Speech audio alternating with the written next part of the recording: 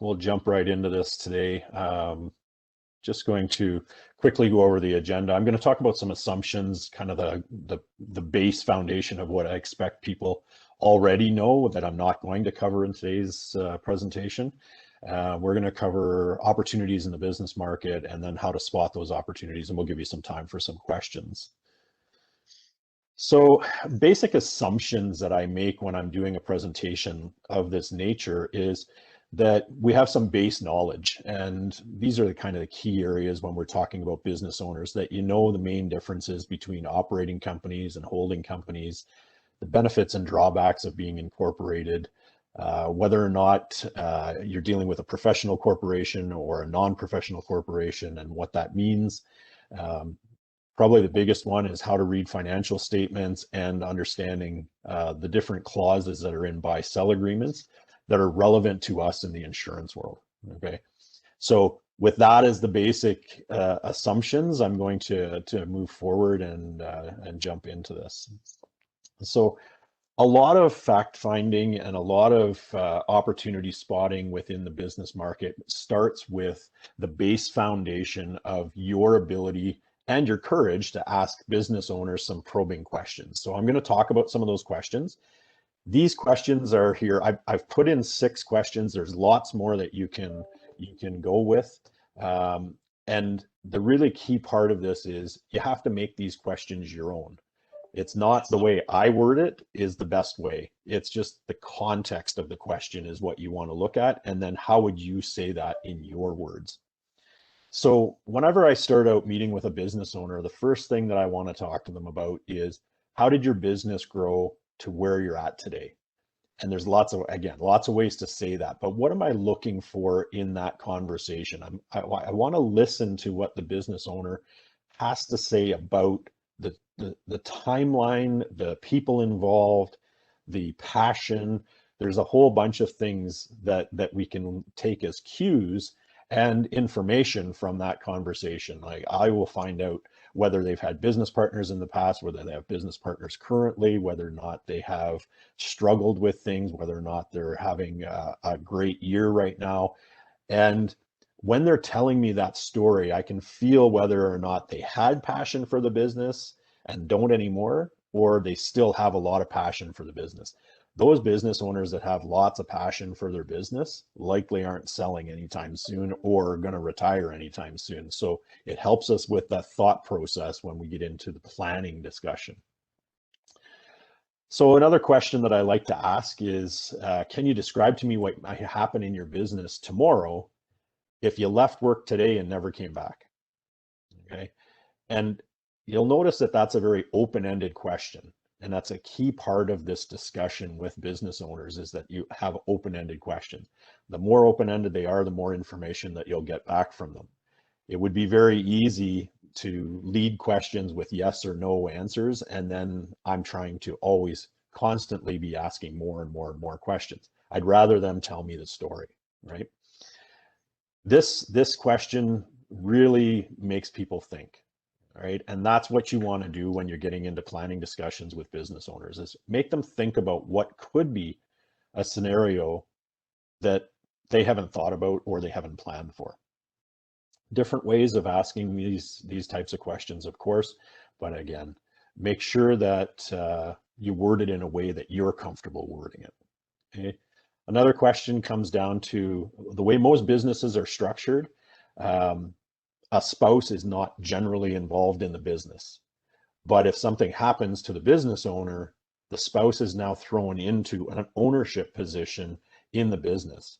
And they may or may not have had any involvement in that business, but we want to know how much involvement they had, right? So an easy way to ask that is, what would your spouse's questions be about the business if they suddenly became the owner of all your shares?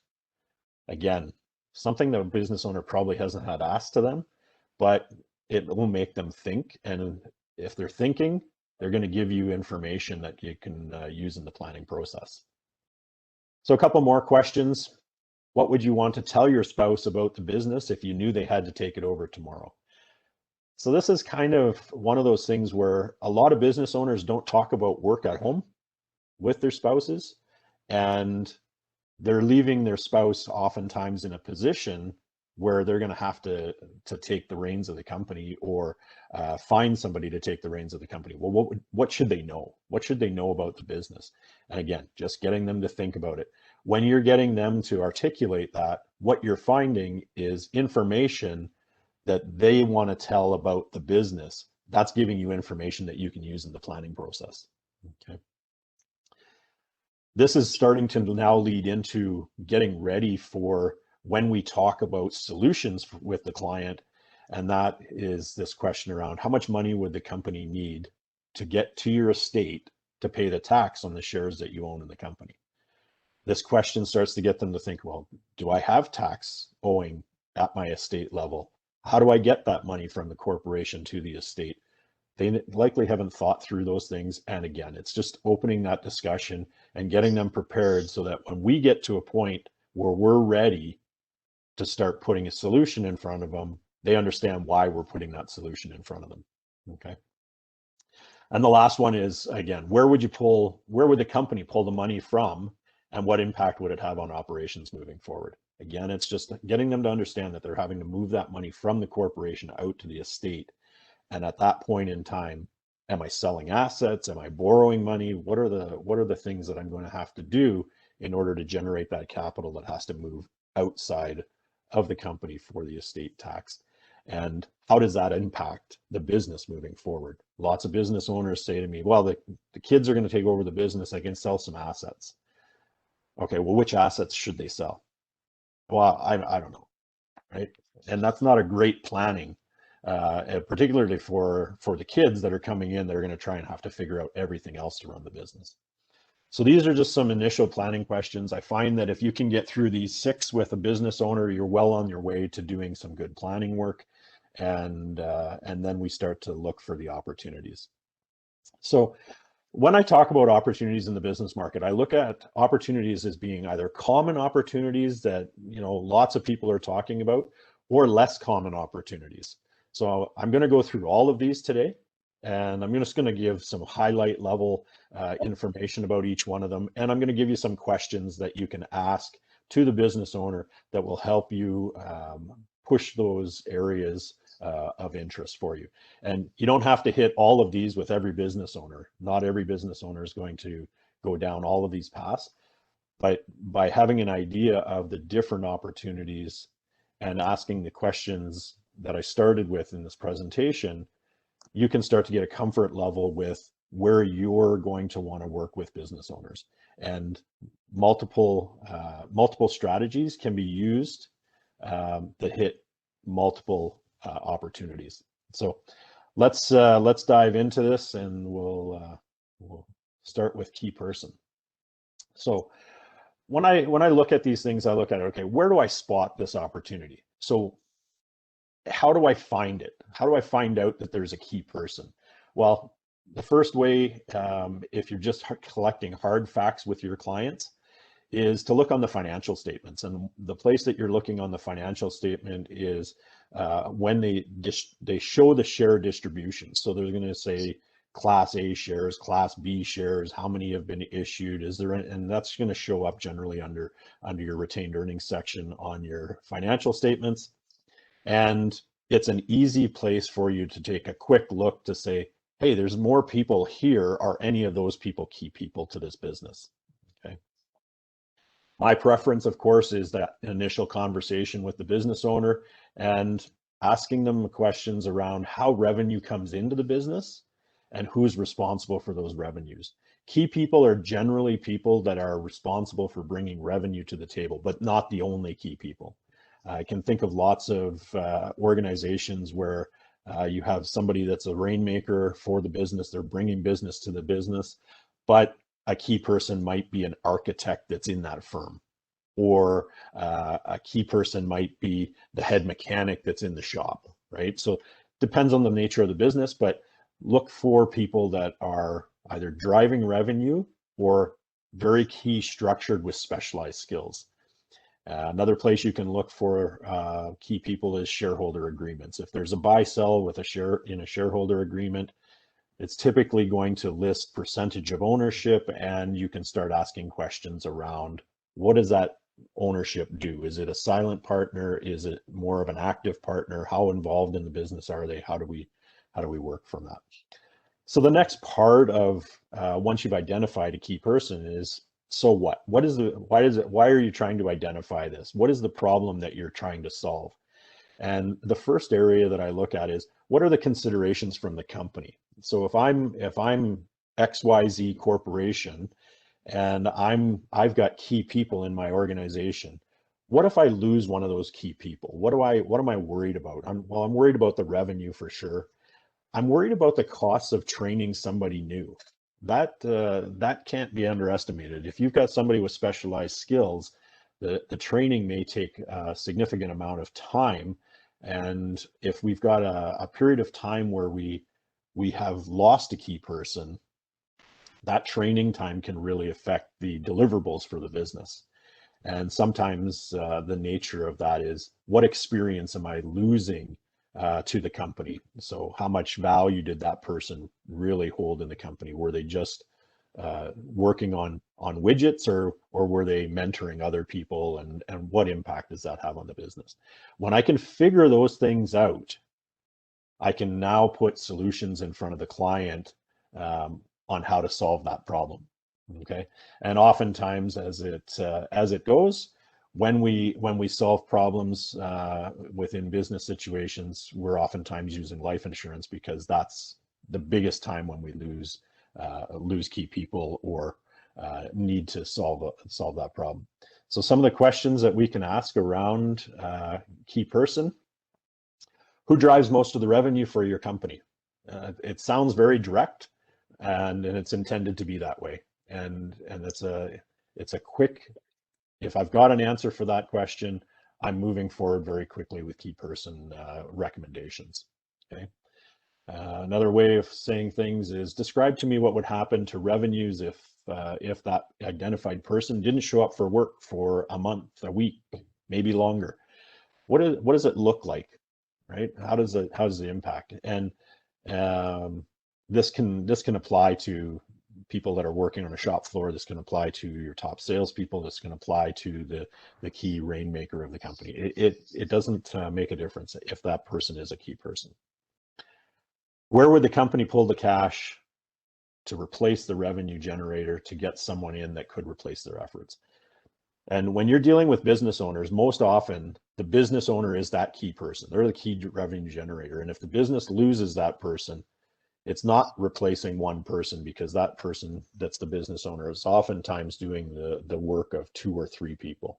So have we articulated that? How do we articulate that? And let's talk about what it would take to replace somebody that is that key to the business. So that's your initial start with this. That's the kind of the process that I'm going to go through for each of these, and we'll just kind of motor through. If you have any questions as we're going along, please ask the questions, and we'll try and answer them as quickly as possible when they show up in the chat. Okay. So Brad, I've got a question. Okay. Do you recommend, or have you got a recommended fact finder that you use? Yeah, you know what? The fact finder does the hard facts. The soft fact information is questioning. The hard fact questionnaires that are out there, there's a number of them that are out there. All the major carriers have good hard fact questionnaires.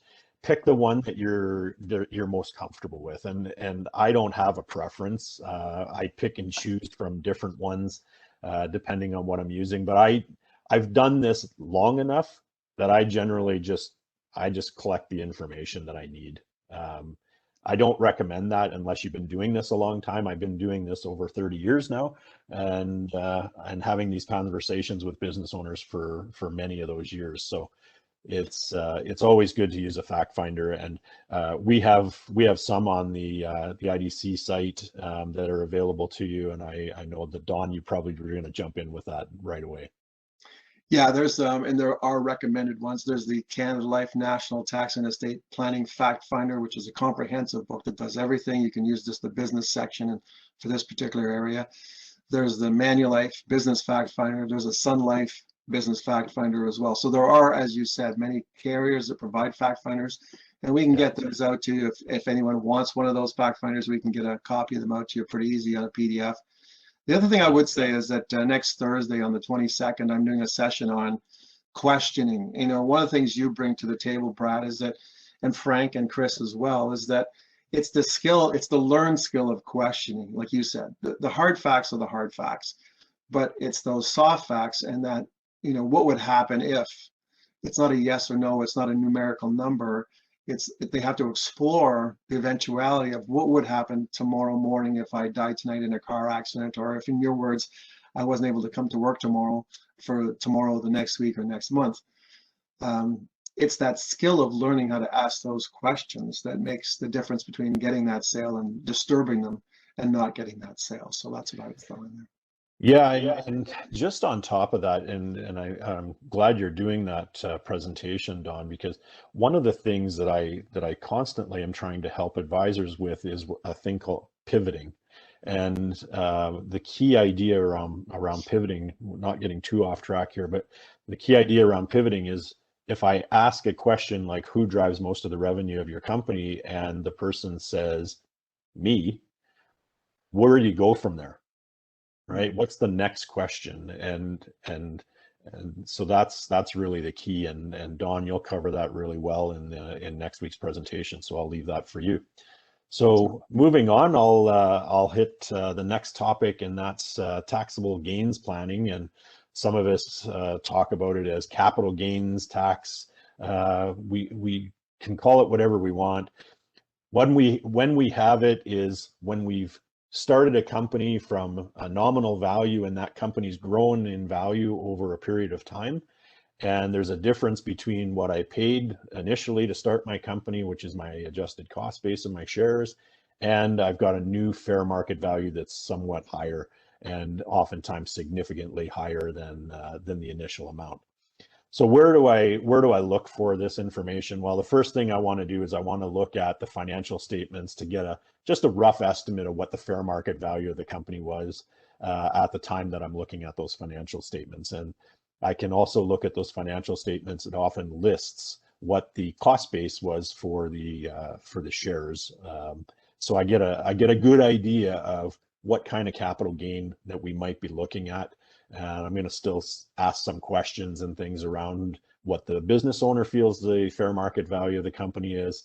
And that's all in around that conversation about the business. Really important in the conversation around the business, as I alluded to earlier, when I'm getting that story of how did we go from where you started to how did you get to where you're at today, oftentimes the information that I'm hearing in that conversation is the projects that are coming or in the middle of, or what we've got going right now. I had a conversation. I was out walking my dog the other day, and one of our neighbors was out, and I've never talked to him about business before. We've only ever talked about the dogs and the kids and things like that. And it just came up. He asked me what I do, and I started to explain things, and he says, "Oh, wow, we've had a crazy year in 2020, and 2021 is getting even bigger, and 2022 is going to be massive." He says, maybe we should sit down over a beer and have a conversation about some of this stuff. So it was just a really easy introduction to the business, but I gave him some of those questions, right? And I found out about his business a little bit and started to talk about those things. So it's very conversational once it starts, and that makes clients at ease. So once I know that there's capital gains tax planning to do, what do I do about it? So what, right? Okay, so there's only so many ways to fund a tax liability, and that's the key part of this. And, you know, I always break this into two sections. The first section is paying for that tax liability, the options that cost more than the actual tax liability, or the option that costs less than paying for that tax liability, dollar for dollar. So if I think about it, if I have to save money inside my company, because that's the general place where I'm going to save that money, I'm saving money, I'm paying tax every year, and to get a dollar out of the corporation, I'm going to end up paying a dividend at some point in time. So I ended up paying more money than the dollar that's owed in tax at the estate level. Same as selling assets. If I'm selling assets that are corporate owned, I am going to pay tax on that sale. I'm going to have tax to pay there, have tax to get the money out of the corporation. I've paid more than the dollar that I needed to get net out of the corporation to pay that tax. And if I'm borrowing, I'm generally borrowing at the corporate level because that's where the assets are that I can borrow against. Again, I'm going to end up in a position where I'm borrowing the money without paying tax on it, but I'm going to have some interest. And then I've got to, get that money out of the corporation to the estate. And I've generally got some estate or some tax to pay to get that money out. So life insurance, we all know if we make good use of life insurance, we're paying less than what the actual amount or the face amount of the policy is over the lifetime of the client. We can spread that out in many ways, as we all know. But when I get that money net to the estate, the money that I need to pay the tax has cost me less than that dollar of tax. And that's a really important concept to explain when you're dealing with capital gains tax planning. So some of the questions, again, can you describe to me what plans you have in place to deal with the tax liability on the transfer of your shares, either via your estate or in a buy-sell arrangement? So example, no buy-sell arrangement. My shares are going to transfer based on the terms of my will. My will generally says that my shares transfer to my spouse. On that transfer, I can do a tax-free rollover. So everybody's saying, well, we don't have any capital gains tax. Well, what's the reality of what's going to happen? Likely that spouse, in most cases, there are some situations where the spouse will take over the business and continue it, but in most cases, that spouse isn't going to take care of that business and continue it, so they're going to sell it after the fact. Now the tax is due. So it's basically the same as if I would have had the tax paid up rather than just rolling it over to that spouse. Again, some tax planning things to consider in there, but in general terms, I find that it's much easier to deal with that tax liability on the transfer, regardless of whether it's going to a spouse or not, unless, of course, the spouse is going to run and take that business. The other questions, where would the family pull the cash from to pay the taxes that will be due? Okay, so if the money's not coming from the corporation, what are the other assets that they hold personally that might be able to help pay the tax? Are they getting bought out on the shares of the company? Are they just transferring? All of those details are things that you want to just kind of flush out. And once you know that, then you can do that planning. And the insurance is always a great solution in capital gains tax planning. And again, can you describe the instructions that are left to your estate for which assets to use to deal with these taxes? So oftentimes I get this answer back from business owners, I'm not going to be here. There's lots of money to pay the taxes. They can sort it out. Okay, great. But would you want your family to pay the most amount of tax possible, which is all those other three options, or would you rather have them pay the least amount of tax possible, which is using your life insurance? And when it gets framed in a different way, sometimes it's just, it takes away from that adversarial conversation of, I'm not going to be here, I don't need to worry about it. And my back always gets up on that because I feel like the client's just passing the buck. And they really don't need to. Okay. So that's capital gains tax planning. And moving on is debt. Okay, so this is probably one of the most common planning areas that advisors are covering off with business owners. Where to spot it? Financial statements. Really simple. You can just look for the debts of the business. Sometimes you get a little bit more detail in that conversation about things that are owed there. And you move along in that direction. Right, I'm going to ask you a question just because you brought up financial statements, and one of the questions that we have in the chat box is about financial statements. How soon do you think in the relationship is an owner of a business realistically going to share those financial statements with you? Yeah, it's going to vary. It's going to vary based on your relationship with the client. So Oftentimes what I find is that advisors build relationships with business owners over time, and they take their time before they're starting to ask any real detailed questions. What I find is if you get into a business owner discussion and early on you start to show that you're not just there to sell them something, then you're in a position where that client is starting to see you as somebody that's there to help them. And once you've got the client in that position, they're more apt to share any documents that you're asking for because they're starting to get the feel for you're actually trying to help me. Okay. And so there is no stamp that says at meeting 2 or meeting 4 ask for financial statements. It's really, you have to feel that out with each individual client.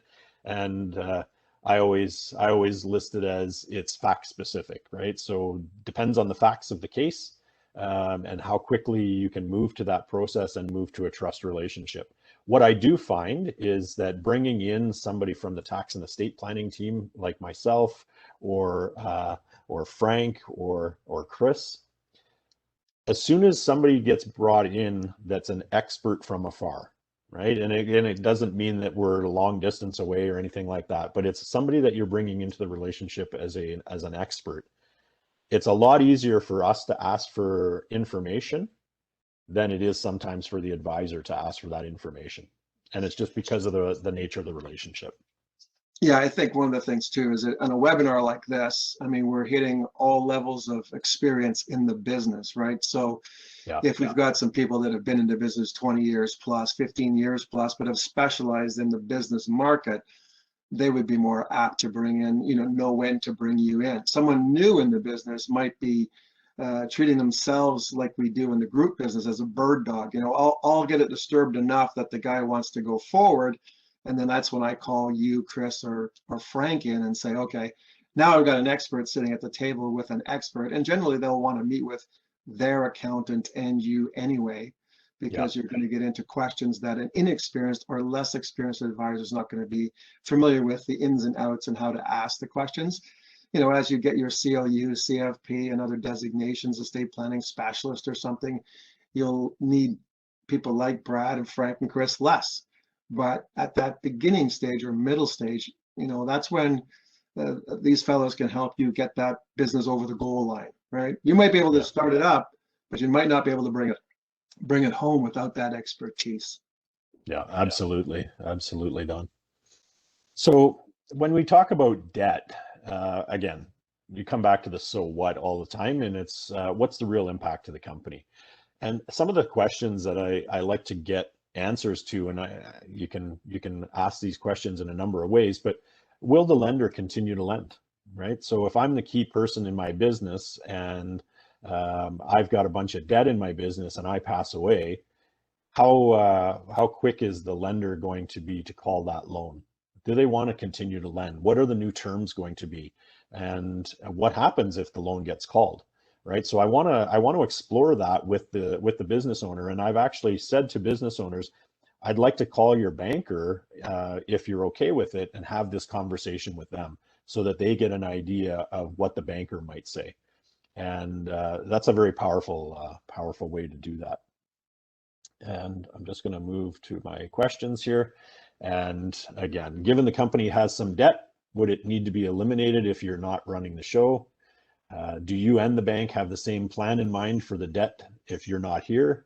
And where would the company pull the cash from to pay out the loans if they're called or offered with less favorable terms? So just getting, again, the business owner thinking about those things and moving forward. All right, buy, sell. These are common planning areas, but not as many people are talking about buy sells because they don't have as much of a comfort level reading buy sell agreements or interpreting what the clauses in a buy sell agreement actually mean and how they should be worded. They rely more heavily on people like myself, and some of the carriers have people that will review buy sell agreements as well and give information on them. So one of the things that I would say is when you're looking into a buy sell, it really becomes, you're going to learn about it in that initial conversation about the business, but the simple way to find out if there is a buy sell agreement is to just ask if there is a unanimous shareholders agreement with buy sell provisions. And why do you care about that? There's a number of reasons, but the one that I like to focus on the most is who will your current partner be in business with if you leave your shares to someone in your will? And this is saying that there maybe isn't a buy sell agreement in place, but if there is a buy sell agreement in place, the question is your buy sell agreement funded or unfunded? Again, this opens the door to conversation and making sure that that we're getting into an area of conversation that leads us to planning that involves life insurance. So again, some good questions for you is, can you describe to me what happens under the terms of your buy sell if your partner becomes disabled or dies? And most people can't. Most people say, I signed it, I don't even know if I read it. When we went through it, I kind of understood what was going to happen, but it's a document that's there to protect me and the business. That's generally the knowledge level that most people have of their buy sells. And so then you can get into asking questions around, do you have provisions in the buy sell to make sure that in the event of divorce, you don't have an unwanted and likely jaded new partner? So one of the things that I look for in buy sell agreements is there a divorce clause? If one of my partners in my business goes through a divorce and his shares aren't protected under the buy sell agreement, what happens? I now have a partner that is an estranged spouse. Maybe not the best situation. So I like to ask right up front. If the client doesn't know, it's a good way to lead into, can you get me a copy of your buy sell agreement so we can review it, looking for these types of things. Okay. And again, talking about the funding of the buy sell. Retirement planning, when we're talking to business owners, we're always talking about retirement planning. We should be anyways, and we want to look at their financial statements. What are we looking for in their financial statements? We're looking for retained earnings. We're looking for, cash assets or invested assets. That generally means that the client is saving some money inside their corporation, and that's going to get us a better feel for what type of planning they've done or what they could be doing. And that leads into a whole area of discussion that's really come up in the last couple of years, which gets into your passive investment income and the impact that it has on your small business deduction. And so really important to tie all of those things together in the planning discussion. And that's really your so what, right? So we're helping the client to maybe mitigate some of the taxes on the accumulation phase and during the distribution phase. So we're obviously going to talk to them about using the life insurance policy where it's appropriate for some tax planning stuff, but we may also be able to use that same insurance policy to do some retirement planning on the side, okay? And what that means for the business and how that all ties together.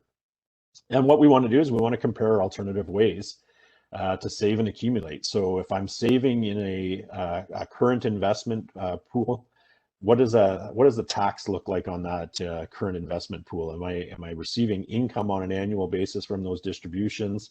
Am I into deferred capital gains investments?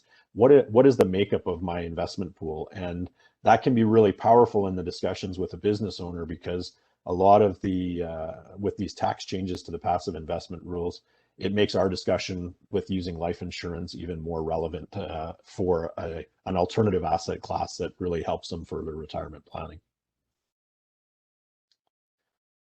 Again, asking questions. Are you saving money inside the company that will ultimately be used in your retirement?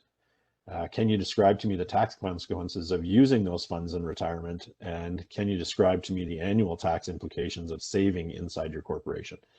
That, again, just rolling along and getting the answers to those questions really starts the ball and starts to, as Don will talk about in his presentation next week, starts to help you understand where the pivots are and how to move through that conversation with the business owner. So we'll continue to move along here. Capital gains exemption planning. So this refers to the lifetime capital gains exemption, and there's lots of discussion around that because, of course, each individual business owner and their spouse has a capital gains exemption. Their children have capital gains exemption, and that capital gains exemption is creeping up now to $900,000 per individual. We've got the farm family and fish family businesses that have $1 million exemption already per individual. So it's not an insignificant number to talk about, and we want to make sure that people understand what it is that they qualify for and what they don't qualify for. And again, looking at the financial statements gives us an idea of whether or not there might or might not be qualification, or whether or not there needs to be a purification exercise done for the business so that they do qualify.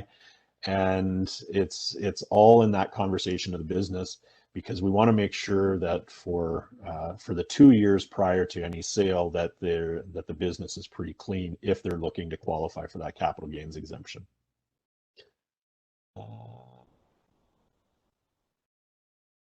The numbers for the exemptions, generalized scenario. Okay, so really in general, a qualified small business share, if I sell the shares in a company that's qualified, I can make use of up to $900,000 of gain can be tax exempt. So that's the easiest way to think about it. There's some calculations and stuff, of course, that have to go into that, but that's the general math around it. So if I've got a business that is more than $1 million in value, then I'm probably paying some capital gains if I'm using my capital gains exemption for the first $1 million. Okay. So what is, most people believe they qualify for the capital gains exemption. But there is, as I have mentioned, a number of rules around making sure that you qualify for the exemption. At the time of sale, the general rule is 90% of your assets have to be active business assets, and for the 2 years prior to the sale of the company, you have to have held those shares, and 50% of the value has to be active business. So there's the number of rules that are in there. We want to make sure that they do qualify if they think they're qualifying. And one of the most common things that I run into is when we have an operating company with a holding company, and then the structure is that the business owners own the shares in the holding company owns the shares in the operating company, and I sell my operating company. It might be a little more difficult in planning to get the use of that capital gains exemption because I haven't personally sold any shares. My holding company sold those shares. So if I have other assets in that holding company, I may not be able to use that capital gains exemption. Again, another reason to bring in some people that understand that planning and make sure that they're not just assuming that they're not going to have any tax and or have a reduced tax bill. Just another quick question for you, Brad. Sure. Do we have any business cases that focus on how to navigate through the TOSI rules now that that's changed? Oh, I don't have any specific business cases per se, but there's lots of information out there. And again, navigating the TOSI rules is again comes back to that fact-specific, case-specific scenarios, right? I don't generally like to do presentations on specific tax things like TOSI because it's very much individualized to the situation. So we want to make sure that we understand the general rules, but you know, maybe we can get Frank to do a presentation on the specific tax rules around TOSI and get through that. It's a tough topic to talk about, simply because it's very specific, right? So it's I mean, not. I think you'd want to know the background behind, you know, first of all, why would someone ask that question? If they're asking that question, they were splitting income between family members, and what are they currently doing moving forward? I guess what they're looking for some options to replace that opportunity. But let's go back to a different question. In before I contact or want to engage with the accountant of the owner, is there an easy way to come up with the fair market value of the business? Like, how do you position that? Yeah, that's a tough one because again, it comes back to the facts of the situation. And fair market value of a corporation can be calculated based on many different ways. There's, like if you look at our financial services business, how do we calculate? We generally go sometimes like 2 or 3 times trailers, right? And that's negotiable, but as an average, somewhere in there. But I know tech businesses sometimes will trade at 20 to 30 times EBITDA, right? So it really depends on calculating a value is understanding the business, but understanding the market that business is in and the way that those fair market values are calculated in that segment. So and I think it comes down to what the insurance company would accept as how you calculated that fair market value of that business. But like you said, I think industries are different for different industries, firstly. Secondly, it is case specific. So that's another reason why you want to engage with someone like Brad, Frank, or Chris, because when it gets to that level, you can the line that I always used to use, Brad, is that, how much would the check have to be to buy this business from you right now, Brad? Yeah, and you're going to give me a number, right? Yeah, that's a great starting point, Don, because the business owner's got a feel for what that fair market value is better than anybody. So to walk away, what would it cost me? And that number will be high or low depending upon how he felt that day or the challenges he's having that year. But then when we get into the more specific details, obviously we need to see financial statements, and if we don't know how to read those, we need someone like you, or we get a carrier, a financial estate planner, and then we get to that next level of the accountant. And when I get to the accountant level, I want someone like you, Frank, or Chris, between me and that accountant, because again, like I said earlier, they're going to know, they know less than you do in this area. They're accountants, not tax planning specialists generally. And we sometimes give the accountant more credit than he's due because of the relationship he's had for 25 years with the business owner, right? Yeah. So what I also generally say is that your business is only worth what somebody's willing to write a check for it. Exactly. And so whatever we do and any of the planning that we do is always a best guess. And what we want to try and do is make that best guess an educated best guess. And that's where we get into talking to the accountant. We get into talking to figuring out what it is that business should be able to be valued at based on what other businesses are sold in that market space. So yeah, again, very very nebulous answer, but it's very fact specific. So okay. All right, let's move on. Estate magnification. Okay, so this is where we start to get into some of these ones that maybe not as common. Maybe you have heard about them, maybe you haven't heard about them. But one of the things that estate magnification talks about is if my business is worth X and I want my family to receive X plus Y, that's an estate magnification. So how do I make that happen, and can I make that happen?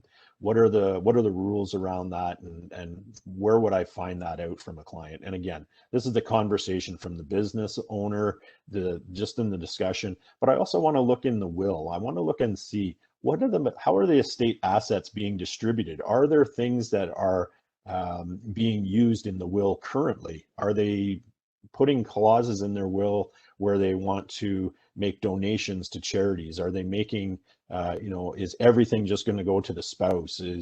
Are there lots of children? Are there children from multiple marriages? So there's a lot of scenarios that I can look for that may require some estate magnification. And the so what is really simple. Is the business value enough for everybody that you want to share from your estate, right? So how much benefits do you want to pass out from your estate, and will the business drive enough of that value, and can it provide more than just the business assets or the initial fair market value? So again, coming into the questions on that, it's once all of your taxes are paid and all the funds are available to your beneficiaries, is the value in the range that you had hoped to leave your family? And that's really the question, is once everything's been paid and all the money's ready to be divvied up, is that the number you were thinking, or was it a bigger number?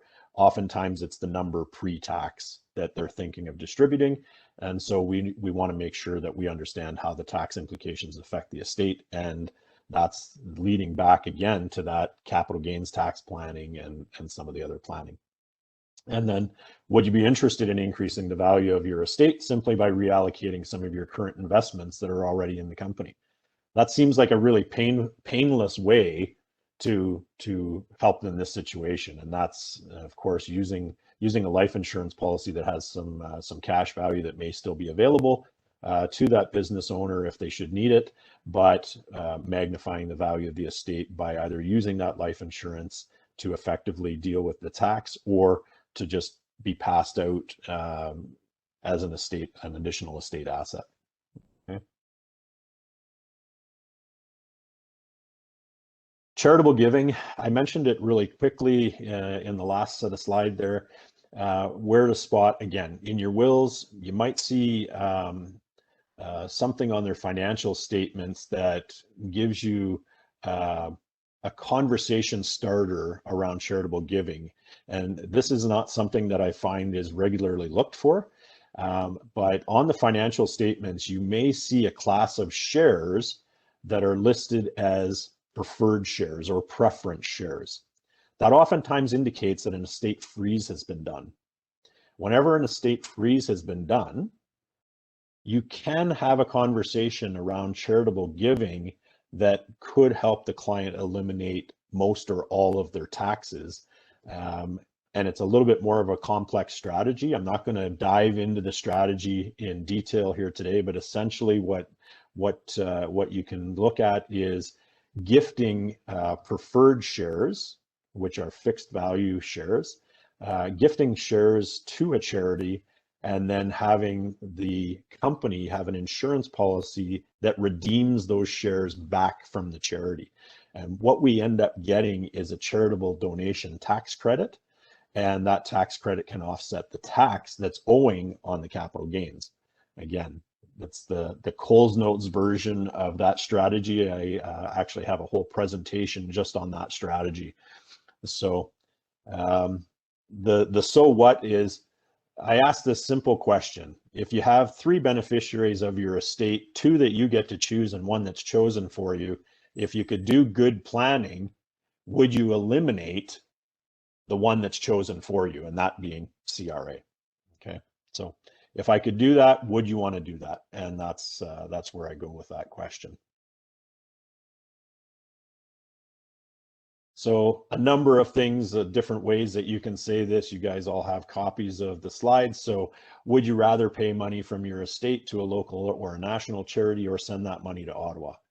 Now, I have had, over the years I've been doing this, I've had 2 clients. I had up until recently only 1, but recently had another one say that the government needs the money that it gets from taxes to run the company. To run the country, sorry. And I thought, okay, well, that's great. If you want to pay the maximum amount of tax possible, then there's not a whole lot that I can do to help you with that area of planning. And you know, people start to think about that, and oftentimes come back to me. And on both occasions, they came back to me within weeks of that conversation and said, really, on reflection of that, what I meant is, they get enough annual taxes from me. If you can help me on the back end with some of that tax, that would be good. So don't just let it die on the vine. Do you have any plans to leave charitable bequests from your estate? Have you considered the benefits of leaving a charitable donation to help offset some of your taxes on your terminal return? And have you left any instructions to your estate to review the benefits of charitable giving rather than just simply paying the taxes? So again, any of these questions, word them the way you like, but opening the discussion around charitable giving can be very fruitful, because life insurance planning with charitable giving tied together can be a very powerful tool in the estate. So succession or continuation planning. This is probably one of the areas that is most difficult to pin a business owner down on, because they don't like to necessarily admit that they haven't got a good plan in place. And I won't embarrass any specific advisors that are on this call, but if I asked everybody that's on the call to raise their hands for everybody that has a good succession or continuation plan for their own business in place, I would wager that not 50% of the hands would go up.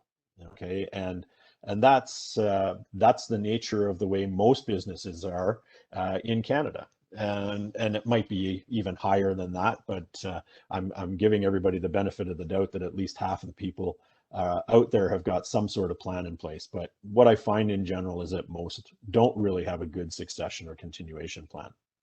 And even though they may have done some planning, they may have a buy-sell agreement in place, they may have their will in place, that really just is the technical things that happen within your succession or continuation plan, but they're not the detailed things that have to be addressed. And that's where you get into the so what. And that's who will do what you do. And are you grooming somebody? Is this successor aware that they're a successor?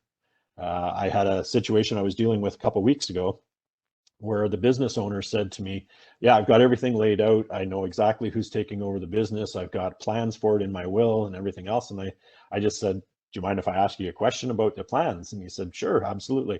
I said, does John, the successor, know that he's the successor? And he just went blank. He didn't know how to answer me because he was embarrassed. And I said, I didn't ask you the question to try and put you in an uncomfortable position. I really am just here to help you understand that oftentimes business owners believe that their plans are in place, but they haven't explained how those plans are supposed to work to somebody, and they may not be, that person may not be willing or capable or wanting to be that successor. So generally, I find if we can get them talking about that thing, that successor, that continuation plan, we generally have a much better plan in place, and we can start grooming them. And if that person isn't the right person or not wanting to be that person, do they need to hire somebody, and what's that going to look like? Okay. So again, just some general questions. Do you have a plan in place? How does the continuation work if something happens to you suddenly? You know, what kind of questions might your employees have if something happened to you? So if you've got a group of employees and something happens to you, how do you expect that they're not going to be worried about their jobs and how the business is going to operate if somebody is now coming into the business? It might be a spouse or a child that's coming into the business. They may have experience in what they've done in the past, but they may not have experience in running this business. So, you know, employees will get mixed emotion around that, and that can affect the value of the business and the viability of the business. And then, would you be willing to test your planning by taking a 3-month vacation starting tomorrow with no notice to those that will succeed you or continue in the business? That question alone scares people. And I've watched a number of business owners say that I can't do that. There's no way I could do that. And I said, if there's no way that you could do that, then you really don't have a good solid plan in place. And so if you want to have a good solid plan in place, let's work towards that. But we should try and test it at some point in time. It doesn't necessarily have to be 3 months, but we could test it for a period of a week or something. Don't show up for work, see what happens. And that'll test your plan. Equalization planning, again, where to find it again is oftentimes in the will, and mostly the conversation about the business and getting into the family dynamics around the business. One of the questions that I pivot to oftentimes is, are any of your family members involved in the business, and what does that look like? How many family members are involved? How many family members are not involved? And we want to try and get a really good feel for what is it that's maybe going to happen. I experienced this firsthand when I was sitting with a business owner and the advisor, and we were talking about the succession plans, and they said, oh, we've got everything planned out. I know my kids are going to take over the business. They're going to run things smoothly. It's going to go great. And I said, do you mind if we bring in the 2 boys that are in the business just for a couple of minutes and just do a quick exercise? And he said, no, sure, no problem. And I said, okay, so here's the only ground rules. You are not able to say anything to the boys when they come into the room. You passed away last night. and we're now here as representatives of the business, and we want to help your boys move forward. So we're just going to ask them some questions around what's going to happen. And he said, sure, that'll be an interesting exercise. Well, the two boys walked into the room, and we explained the scenario. We explained that Dad is not going to be able to participate in this conversation because he passed away last night. And I simply asked the question, which one of you is going to sit in his chair? And it started almost immediately, the fighting and bickering. I'm the older brother, but I do most of this work, and it was very clear to the dad within a couple of minutes that they didn't have a really good solid plan in place, and that it was going to cause some issues in the future. So that was the equalization gets into, now what do we do when we have that situation, when we've got one or two children in the business, but we've got other children that aren't in the business? How do we deal with those other children? Because we don't want to give them shares, because now I don't want to make them partners in a business where their siblings are operating it and having to pay out money for people that aren't working in the business. So again, fact patterns of the case, we want to really make sure that we understand what we can do, and oftentimes life insurance is a great way to solve that equalization issue. Okay. I mentioned the passive investment planning earlier. I'm not going to go into any more detail about it now, other than to get into the so what. It's really the financial impact of the loss of the small business deduction that we want to make sure that we quantify for the business owner. And again, it varies based on all of your, where you are based, which province you're based in, but you're thinking somewhere between a $65,000 and an $80,000 impact by loss of the small business deduction. And that's on an annual basis. So if I'm losing that much money on an annual basis, is that of interest to resolve some of those issues? And what are the options that I can use around that? Okay, so wrapping it all up, it is, as you can guess, my whole mantra is, it's all about the conversation. We really want to make sure that we're having solid conversations with business owners, really driving down into what is happening within the business, what is going to happen, what is the intent to happen. Life insurance plays a key role in the planning for business owners and can often be used to solve more than one of these issues concurrently if they're planned well. And the last part is, life insurance is almost always the most efficient vehicle, but not the only solution. And when I say it's almost always the most efficient vehicle, we have to remember at the end of the day that people that we need to be insured need to be insurable. Okay. And the last point is, we're here to help. And we being your tax and estate planning team, and there's your national team. Frank is Ontario and national, Chris is in the Maritimes, and I'm out west. So that's where we're at. Any quick questions before we wrap up, Don?